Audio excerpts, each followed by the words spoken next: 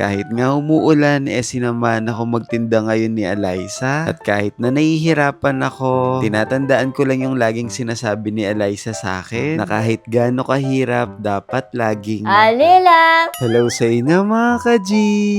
Ngayong araw, kinakabahan talaga ako magtinda dahil medyo umuulan. At ayan, nakaredy na nga kami ngayon ni Eliza. Sa mga moment na yan, naalis na nga rin kami papunta dun sa eskwelahan malapit dito sa amin. Pero si Eliza umiinom pa ng gatas. Mga ka-G, kahit hindi maganda yung panahon ngayon, hindi ko ba alam, parang yung nararamdaman ko ngayon, masaya lang. Bago kami umalis ni Eliza ng bahay mga ka-G, pwede bang i-comment ninyo kung saan na nakadating tong video namin? Gusto kong malaman mga ka-G kung hanggang saan nakakaabot tong video namin ni Eliza. At ayan mga ka-G, umaandar na yung Fortuner namin. Kuya G, hindi naman Fortuner yan e-bike lang yan. Siyempre i-claim na natin, soon talaga magkaka-Fortuner tayo. At siyempre dahil nangangarap tayo, itaas na natin yung pangarap natin. At hindi rin natin alam, malay natin mga ka-G, after 5 years, magka-Fortuner talaga tayo. May mga ka-G, hintayin nyo lang talaga yon. Isasakay ko talaga kayong lahat. O sige na Kuya G, mamaya ka na mangarap, magtinda ka muna. Nakangkarakal sasabihan Kuya G. At ayan, nung makadating na kami dito sa tapat ng eskwela, iniready ko na agad itong tarpaulin namin ni Eliza. At ngayong araw, ito nga pala yung mga paninda namin ni Eliza. Meron kami ditong Graham Ball na tag 10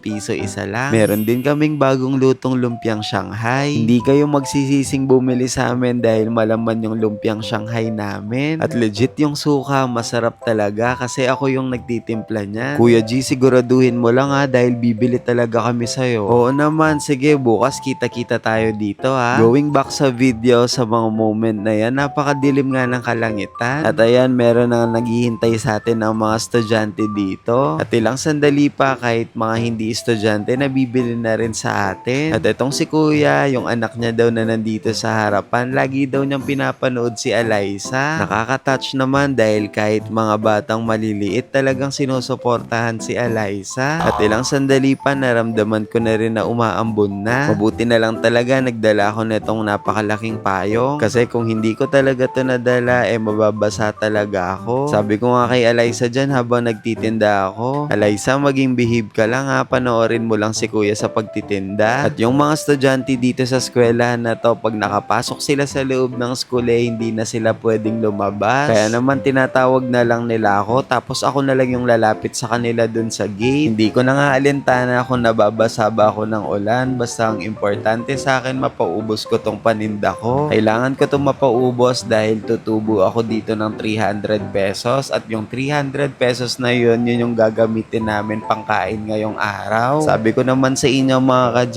ang importante lang para sa amin makaraos kami sa araw-araw. At ayan si Eliza, hindi niya na natiis, bumili siya ng taho. At habang bumibili si Eliza ng taho, naririnig ko tong mga estudyante sa loob ng school na sumisigaw nga sila dyan ng Kuya G! Kung sino man tong mga estudyante na to, shoutout sa inyo. At ayan nga si Eliza, nakabili na siya ng taho. Eliza, hindi mo man ako binili, no? Hindi ako binili ni Eliza, kaya naman nag-isip-sip na lang ako sa kanya. At buti na lang talaga si Eliza, mapagbigay talaga siya. At mga ka-G, habang nag-iPad nga dito si Eliza, meron biglang lumapit sa kanya na babae at binigay niya sa kanya to. Ate, kung sino man nagbigay kay Eliza neto, maraming salamat po. At mga ka-G, sa mga moment na to, 7:30 AM na nga ng umaga. Medyo nakakalahati na nga yung paninda natin. Sana talaga maubos to ngayong araw. Pag naubos kasi to ngayong umaga, makakauwi kami ni Eliza tapos magluluto ulit si Mama. By 12 noon naman, pupunta na kami ni Eliza dun sa Oval malapit sa amin at dun kami magtitinda. At ayan, umuulan na nga talaga sa mga moment na yan, kaya sabi ko kay Eliza, dyan lang siya sa loob ng e-bike. At dahil wala na akong pupwestuhan sa loob ng e-bike, minabuti ko na lang tumayo dito. Huwag kayong mag-alala mga ka-G,